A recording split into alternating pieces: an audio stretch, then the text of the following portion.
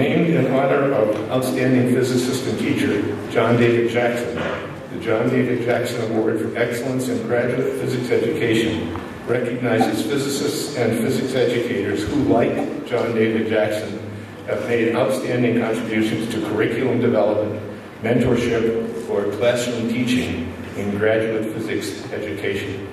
I invite Kip Thorne to join me here on the podium.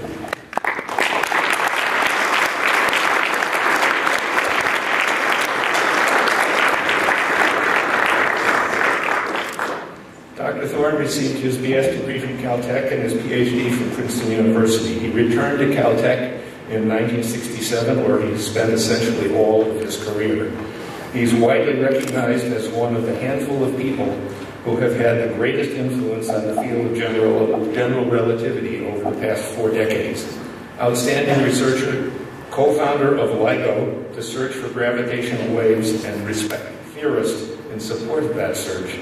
Dr. Thorne is also highly regarded as teacher, textbook author, mentor, and thesis advisor of more than 50 PhD students, who in their group nomination of him have declared that we know of no one who has worked harder on his teaching and his textbooks and with greater resulting effect than our beloved teacher, Kip Thorne. In June 2009, Dr. Thorne retired from teaching in order to ramp up a new career in writing, movies, and continued scientific research. I'm pleased and honored to present to you, Kip Thorne, the 2012 John David Jackson Award for Excellence in Graduate Physics Education in recognition of your career-long concern for and attention to quality education at the graduate level. The full award consists of a monetary prize, a framed award certificate, and a copy of the citation that appears in the on-site guide. And I have those to present to you. You put those two in your pocket. There is the certificate. We'll leave it on the table, and you can pick it up after your talk. Dr. Thorne's lecture is titled, as you see, Black Hole Research, A New Golden Age. Please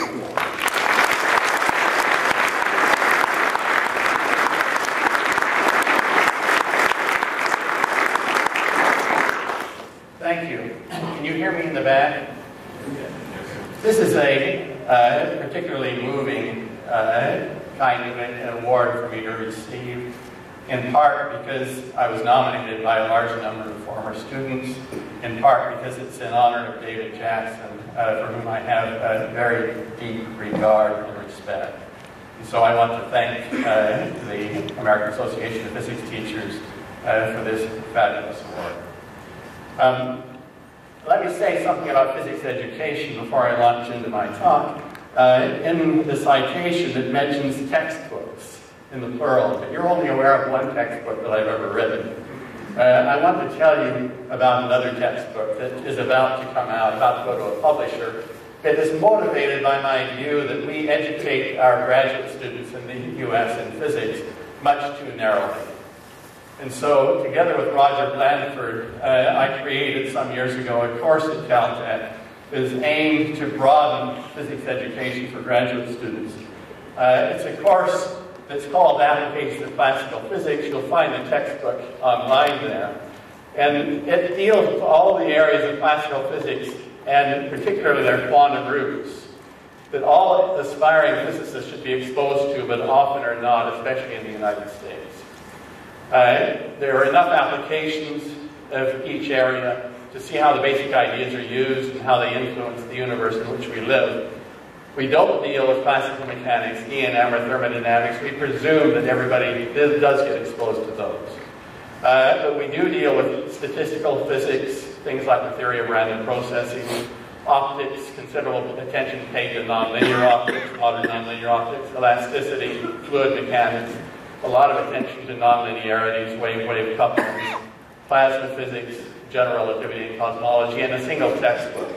Now, I've written one previous textbook that's 1,300 pages long, so you should not expect this one to be any shorter. It's about that length. We are now negotiating with publishers and expect to have it at a publisher this summer and available roughly a year from now. So let me go from there to the topic of my lecture this morning. I want to tell you about what I perceive as the beginning of a new golden age of research on black holes. The first golden age lasted through the period of roughly 1963 to 1977. I had the great pleasure to be involved in the very beginning of the first golden age as a graduate student at Princeton. It was driven in part by observational discoveries, the discovery of quasars, discovery that they're powered by black holes in the centers of galaxies, discovery that there is in fact a big black hole in the centers of most large galaxies, and the discovery of compact X-ray sources by the Uhuru satellite, and the realization that some of these are black holes that are swallowing gas from companion stars. On the theoretical side, we came to understand that black holes are not made of matter, they're made from warped space and time, that there's a singularity at the center of every black hole. The singularity, as Brian Greene said, that is governed by the laws of quantum gravity. That a black hole can spin, that creates around itself a tornado of whirling space. As we say, technically it drags inertial frames, but I'm going to pay a lot of attention to this in the lecture today. You can think of it as dragging space into motion like in a tornado. And that the energy of that spin, the energy stored in the whirling space, is extractable. Up to 29% of the black hole's mass can be in the energy of whirling space and can be extracted, and is extracted in nature to power some of the jets that I showed you shooting out of black holes at the centers of galaxies. We discovered that black holes can pulsate. They're dynamical objects, and we discovered a set of laws of black hole mechanics.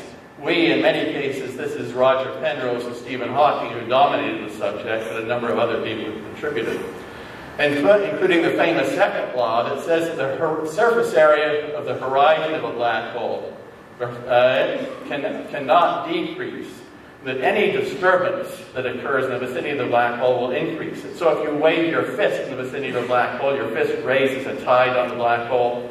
The black hole surface behaves as though it had a viscosity. You pull your fist away, the tide goes down. There's some dissipation in the process, and the black hole's surface area increases. When two black holes collide and merge, the surface area of the final black hole is bigger than the sum of the surface areas of the initial black holes. And then there was Stephen Hawking's discovery of Hawking radiation. The first major progress, I think, in the history of physics in understanding the marriage of general relativity with quantum theory, about which Brian spoke so eloquently this morning. In 1976, there was a bifurcation in the theory of black holes.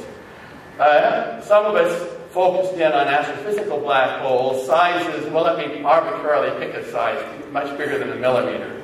I picked that size because in higher dimensions, the length scale on which quantum theory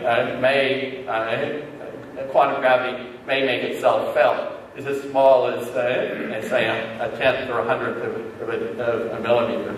But in the absence of certain laws of higher dimensions, it's of course much, much smaller. But astrophysical black holes, big black holes, that have warped space, described by this usual kind of a rubber sheet type picture, warped time characterized by the slowing of time, color-coded here, so that the rate of flow of time, the division between the green and the red, is about 10% as fast as the rate of flow of time is far away. The spin of the black hole with whirling space around it. And then there are quantum black holes with a Hawking radiation. Now these objects both have this name black hole, in the same sense that an elephant and amoeba have the name animal. But these astrophysical black holes are different from the quantum black holes by as much as an elephant differs from an amoeba. And so it's really a little unfortunate that we use the same name for them, particularly in public discussions, where people get worried about the tiny black holes eating the Earth when the LHC is active. It's a very different kind of black hole.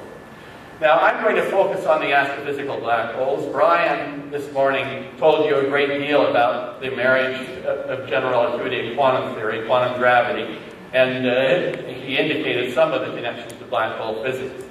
But the new golden age that I'm going to talk about deals with the astrophysical black holes. The status of astrophysical black holes in 2009 was that we understood quiescent black holes well theoretically, but we had never really observed the details of the warped space and time around them, except for the beginning of success in measuring the spins of the black hole, just the beginnings of observational success. Wildlife dynamical black holes, we hardly understood at all, except for two very important theorems. There's a singularity at the center, regardless of whether the black hole is quiescent or dynamical, and Hawking's second law of black hole mechanics, the area increase. So we understood hardly anything at all, and we had never observed highly dynamical black holes. Now, highly dynamical black holes are really interesting, because each black hole drags space into its motion around itself like a tornado. So you have two tornadoes that orbit each other, and the angular momentum of the orbital motion also drags space into motion. So you have two tornadoes embedded in a third larger tornado. We would like to know what happens when these tornadoes come crashing together and merge, when they're made not from air, but made from warped space and time. And that then is the greatest and most interesting challenge on the astrophysical black hole side of this new golden age. Since though we had seen the surface of the ocean on a very calm day, we had never seen it in a storm and never seen breaking ocean waves. And we want to know what happens with the curvature, the geometry of space-time in a storm. And the storm is generated by the collision of two black holes. In other words, we want to understand the nonlinear dynamics of warped space-time. We all know that fabulous things arise in physics, in nature, as a result of nonlinearity. But we know relatively little about what happens in this situation. Some of the deepest issues in the nature of space and time arise here, some of the most interesting astrophysical phenomena. The new golden age, which I date back to roughly 2007, is driven by numerical simulations of colliding black holes. A dozen research teams in the US, Canada, and Europe are pursuing this. I'll talk about that. And it will be driven by observations of colliding black holes using gravitational wave observatories such as LIGO. The numerical simulations have been under development since the 1960s, just as long as experimental work on gravitational waves has been underway, trying to push things to the point where we get the scientific payoff. The big success has come in the last several years, and the simulations are beginning to teach us about the nonlinear dynamics of warped space-time. This is what John Wheeler called geometric dynamics. Johnny Wheeler was my PhD thesis advisor, and when I was a student of his, he exhorted me, all his other students, and his colleagues to go in and really learn about geometric dynamics, the nonlinear dynamics of curved space-time. But it was premature. We just didn't have the tools that were necessary to probe these issues. We did the best we could with analytical techniques. But we physicists and mathematicians are so very poor, ineffective at dealing with the nonlinearities of general relativity that we learned relatively little. And it is now that we have numerical simulations, the possibility to simulate generic situations of the dynamics of curved space-time, that we are beginning to see a great richness of what goes on here.